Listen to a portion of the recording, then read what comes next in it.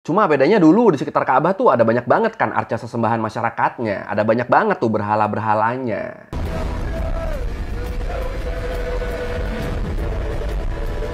Pas si kepala suku itu meninggal, si anak cowok tadi tuh bakal ngewarisin semua istri bapaknya, kecuali ibu si anak.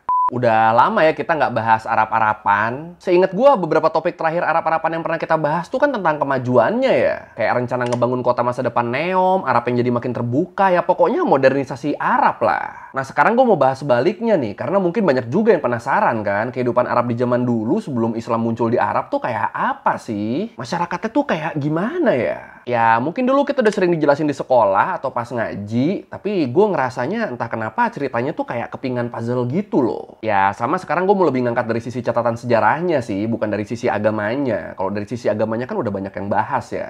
Jadi ya udah kalau gitu, ayo langsung aja kita bahas kehidupan di Jazirah Arab sebelum Islam turun di sana. Gimana masyarakatnya, budayanya, sampai agamanya. Di Learning by Googling. Oke, kalau lu ingat dulu kan kita sempat bahas soal Baghdad ya, yang dibangun sama Kekhalifahan Abbasiyah.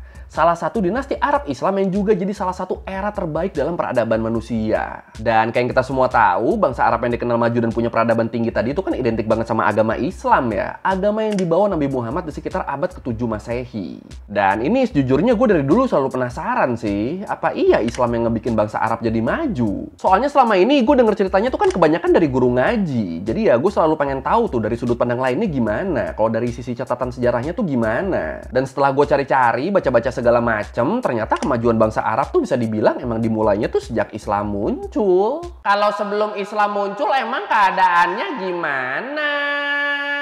Keadaannya ya sedih sih.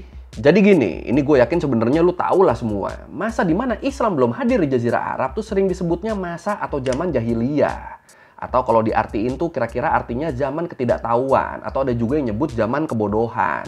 Dan penyebutan ini tuh bukannya tanpa alasan ya. Soalnya sebelum munculnya Islam, bangsa Arab tuh bisa dibilang emang seterbelakang itu. Orang-orang Arab tradisional zaman dulu atau biasa disebut sebagai orang Baduy, umumnya mereka tuh hidup secara nomaden. Mereka pindah-pindah terus dalam kelompok yang relatif kecil. Kelompok ini biasanya terdiri dari anggota keluarga besar gitu. Jadi satu sama lainnya tuh jatuhnya masih saudara, masih kerabat. Dan mereka tinggalnya di tenda-tenda.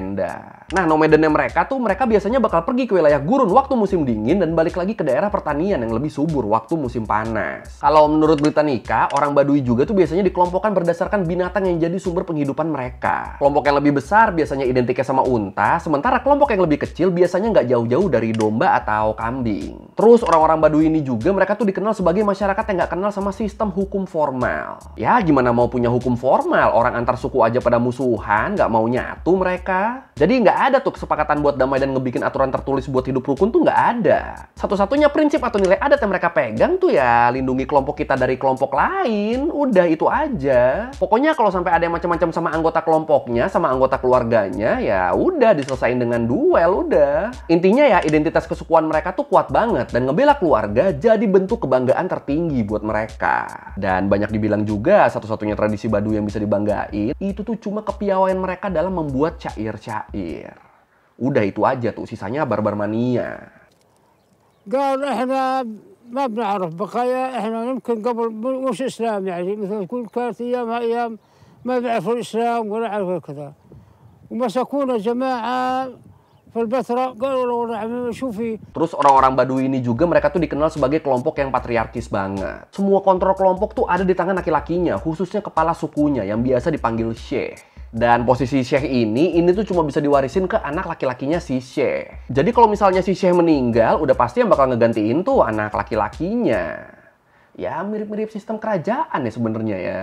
Cuma ini lingkupnya lebih kecil aja nih. Nah yang jadi masalah, patriarki di orang Baduy tuh ekstrim banget. Lu bayangin aja, perempuan di kelompok Baduy tuh hampir sama sekali nggak punya peran di masyarakat. Bener-bener jatuhnya tuh cuma kayak jadi objek buat ngasilin keturunan aja. Jadi objek buat muasin para laki-laki di sukunya aja. Jadi ya perempuan Baduy tuh sama sekali nggak punya hak buat properti suku. Dan mereka juga seringkali jadi semacam objek transaksi di mana kalau mereka mau nikah sama anggota suku lain, si anggota sukunya tuh bakal dapat imbalan properti kayak onta atau domba. Bahkan lebih gilanya lagi, perempuan Baduy juga tuh disamain kayak harta rampasan perang yang boleh dikawinin kalau kelompoknya kalah. Makanya gara-gara faktor yang ini, perempuan tuh jadi sering dianggap beban kan. Soalnya kalau mereka sampai diculik atau dikawinin sama kelompok lain abis kalah perang, ya itu dianggapnya berarti kelompok si perempuan tuh udah bener-bener berhasil ditaklukkan. Jadi ya dari sini bener-bener kerasa nih kalau di zaman itu perempuan tuh dianggapnya kayak barang aja udah.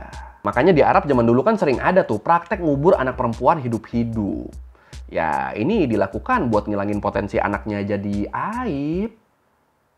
Ini mulai terasa emosi ya.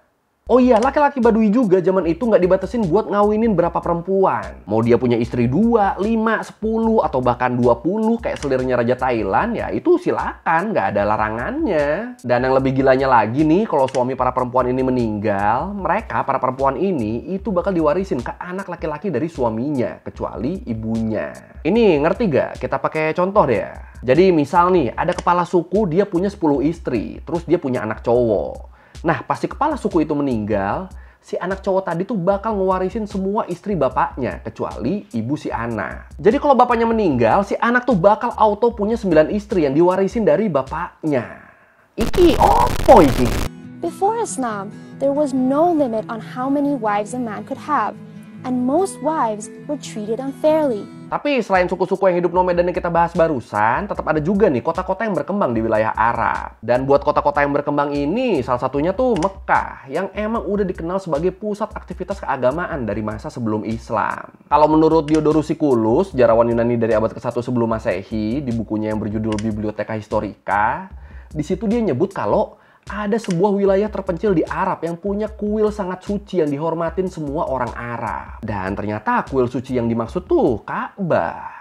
Iya, jadi dari dulu bahkan dari sebelum Islam turun, Ka'bah tuh emang udah jadi tempat yang suci banget buat orang Arab. Cuma bedanya dulu di sekitar Ka'bah tuh ada banyak banget kan arca sesembahan masyarakatnya. Ada banyak banget tuh berhala-berhalanya. Ya kan emang sebelum munculnya Islam, masyarakat Arab tuh meluk banyak agama ya. Ada yang nyembah dewa-dewa, nyembah leluhur, nyembah pelindung suku.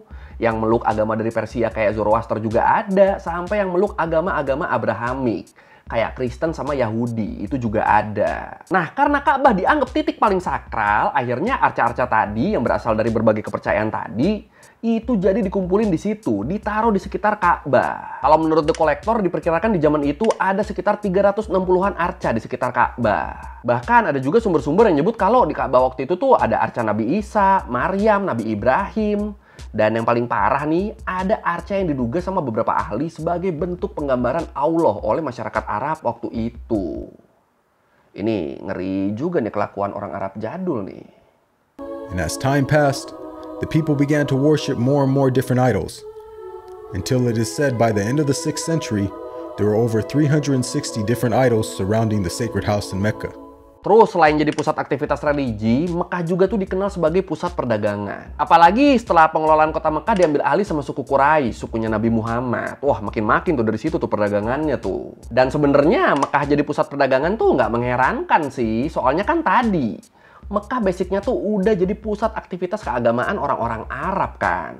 Yang bikin semua orang Arab dari berbagai penjuru ya pasti bakal ketemu di Mekah. Mau orang Arab dari wilayah manapun, agama apapun, ya pasti ketemunya di Mekah kan mereka. Makanya rute perdagangan di Jazirah Arab pun akhirnya ngelewatin Mekah kan, yang bikin Mekah akhirnya jadi pusat perdagangan. Terus selain Mekah ada juga tuh salah satu kota penting lain dalam perdagangan di Jazirah Arab waktu itu. Nama kotanya tuh kota Yatsrib, atau sekarang kita kenal dengan nama kota Madinah. Dan kota Yatsrib ini sendiri sebelumnya tuh dikuasain itu sama kelompok Yahudi, khususnya suku Kainuka, Nadir, sama Quraiza, yang emang dikenal sebagai pedagang-pedagang yang sukses. Tapi nggak lama kemudian, suku Arab mulai masuk nih ke kota ini nih, khususnya di sini dua suku besar, suku Aus sama suku Khazraj, yang sukses ngembangin pertanian di kota Yatsrib. Dari situ akhirnya Yatsrib makin berkembang sampai dikenal sebagai pusat pertanian di Arab. Dan sama kayak Mekah, kota Yatsrib juga kemudian makin berkembang dan jadi salah satu titik perdagangan paling sibuk di Arab. Ini kalau secara geografi sebenarnya baik Mekah sama Yatsrib tuh sama-sama masuk wilayah Hijaz ya. Wilayah di bagian barat Jazirah Arab yang emang punya sumber air melimpah dan dikenal subur. Makanya nggak heran kalau muncul dua kota penting di wilayah Hijaz ini. Karena ya itu, emang secara geografis wilayah Hijaz tuh lebih subur. Makanya jadinya Mekah sama Yatsrib tuh bisa berkembang banget nih. Nah yang menarik, perkembangan ekonomi di kota Yatsrib juga tuh kemudian munculin satu sistem keuangan yang kita kenal sebagai riba. Yang nantinya bakal dilarang tuh waktu Islam muncul. Jadi riba-riba yang bertebaran sekarang ya awal munculnya di kota Yatsrib ini. Lama juga ya. Oh iya, walaupun kebanyakan orang Arab sebelum Islam tuh hidupnya nomaden di dalam suku-suku kecil kayak yang gue bilang tadi, tapi sebenarnya ada juga beberapa wilayah yang punya sistem kepemimpinan lebih terstruktur, di mana mereka tuh dipimpin sama kelompok bangsawan dan ngebentuk masyarakat yang lebih besar. Dan orang-orang Arab yang punya sistem masyarakat lebih maju ini tuh umumnya ada di wilayah selatan. Kalau menurut Kings and Generals disebut secara umum bangsa Arab tuh dibagi jadi dua. Orang-orang Adnan atau Arab Utara sama orang-orang Kahtan alias Yaman yang berasal dari selatan. Nah, yang nomaden-nomaden yang kita bahas di awal tadi itu tuh masyarakat Arab yang utara. Sementara orang-orang Yaman karena mereka emang lebih dekat sama Laut Merah yang jadi pusat perdagangan internasional, akhirnya mereka nih dapat pengaruh dari luar dan bisa ngebentuk sistem masyarakat yang lebih kompleks. Contohnya nih, salah satunya tuh kerajaan Himyar, kerajaan yang berkembang di bagian selatan semenanjung Arab. Disebut kerajaan Himyar inilah yang kemudian berhasil direbut sama kerajaan Kristen Aksum yang ada di Ethiopia. Nah, Raja Abraha yang disebut di Al-Quran dengan pasukan gajahnya pengen ngancurin Ka'bah itu, ya dia tuh penguasa kerajaan Aksum di Yaman ini. Jadi Raja Abraha ini waktu itu dia tuh pengen ngebikin tempat ziarah baru di kota Sana'ah buat nyaingin kota Mekah yang punya Ka'bah. Dan keinginan dia buat bikin tempat ziarah baru ini akhirnya sampai bikin dia berkonflik sama penguasa Mekah. Dan konflik inilah yang diabadikan di dalam Al-Quran di surat Al-Fil. Ini yang mau sharing isi suratnya apa, silakan ya, boleh ya di komen ya.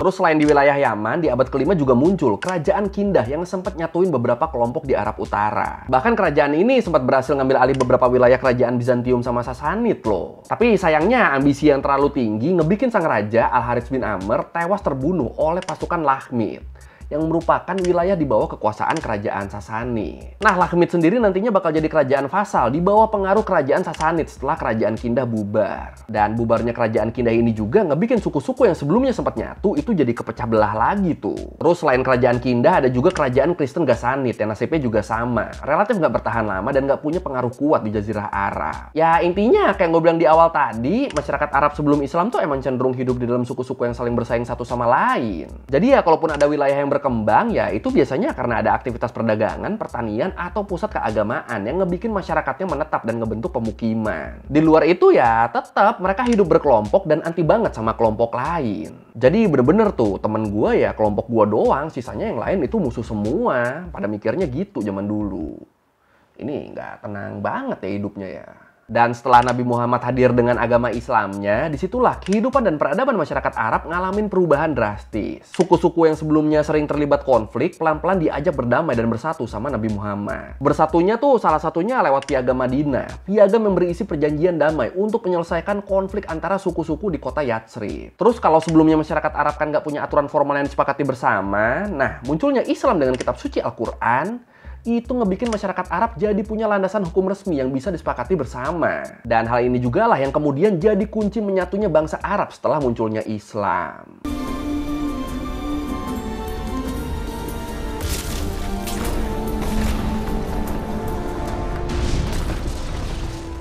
Oh iya, munculnya Islam juga tuh ngebikin peran perempuan di masyarakat jadi jauh lebih dihargai loh. Sejak Islam muncul, perempuan tuh udah nggak dianggap sebagai objek doang. Mereka jadi punya hak atas properti-properti di sukunya. Terus kalau sebelumnya laki-laki tuh boleh nikah sama sebanyak apapun perempuan, nah pas Islam hadir, pernikahan tuh dibatasin jadi cuma 4 pasangan. Jadi ya itu ya, awalnya poligami dalam Islam tuh sebenarnya bentuk pembatasan, bukan malah anjuran buat memperbanyak pasangan. Makanya gue suka aneh tuh kalau ngelihat orang nyuruh-nyuruh poligami dengan ngomong, ayo nambah lagi istrinya, batasnya 4 kok. Suka aneh tuh gue kalau ngeliat yang gitu. Lah ngapa jadi patokan buat nambah? Orang zaman dulunya aja itu buat ngebatasin. Tapi ya apapun pemahamannya sekarang, intinya waktu Islam hadir, perempuan tuh jadi lebih merdeka dan lebih dimanusiakan.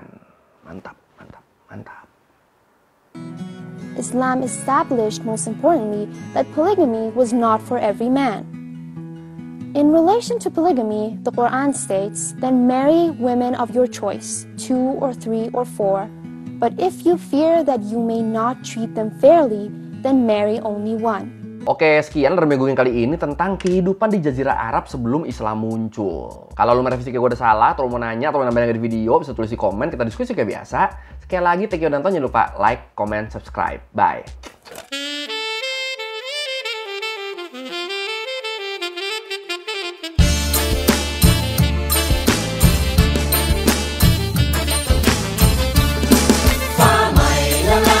No.